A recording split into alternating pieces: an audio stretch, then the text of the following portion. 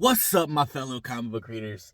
Guys, I just read volume 1 and 2 of World Tree, and oh my god, dude, this is I I wasn't sleeping on this. I was just struggling to find it. I finally came across it. Second and Charles had them for, the first two, they're $5, and I was like, I can't pass up. And I got the third one. I paid $8 for the third one, which again can't pass that up.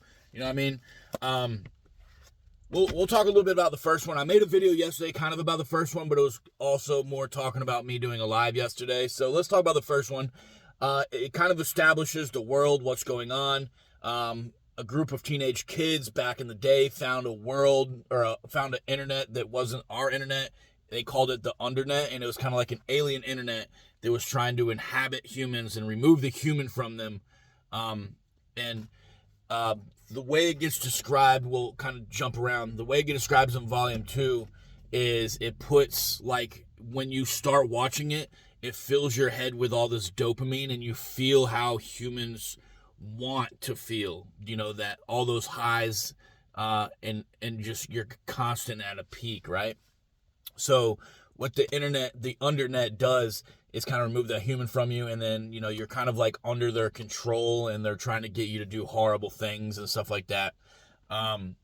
It's following a couple different people. There's a group of the original teenagers that found it. They're adults now. They're like in their, late 30s, early 40s, I'm assuming. It doesn't really go over like how old they are exactly, but it did say like they discovered over 20 years ago. So I'm just going to go ahead and assume late 30s, early 40s.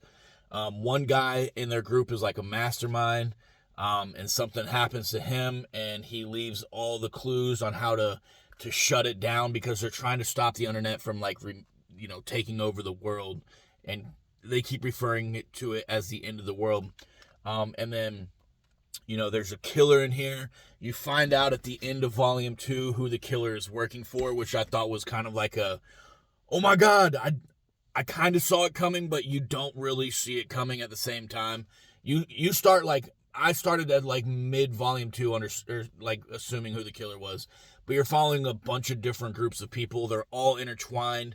They all pop up at different points together, and you're like, oh, okay, that's how that fits. And it's a very technical comic without being confusing on the wordplay. They break it down so like a layman like me can read it and enjoy it.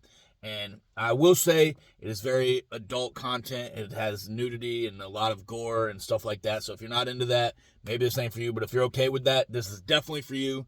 This shit is peak, I'm telling you. But guys, even if you're not going to take my recommendation to read that, pick up something to read it, stimulate that mind. Have a great day.